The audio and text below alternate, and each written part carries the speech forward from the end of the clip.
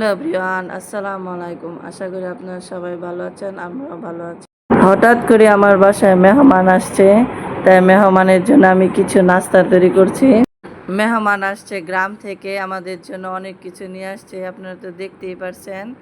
আমি এখানে কিছু সমোসা, চিকেন বল, তালের বড়া, অনেক কিছু খাবার খেতে দিয়েছি নাস্তা হিসেবে। তারপর আমি রাতের খাবারের আয়োজন করছি। এখানে আমি ব্রয়লার মুরগি রান্না করব। মুরগির মাংসটা এখানে আমি হাতে মাখিয়ে রান্না করব।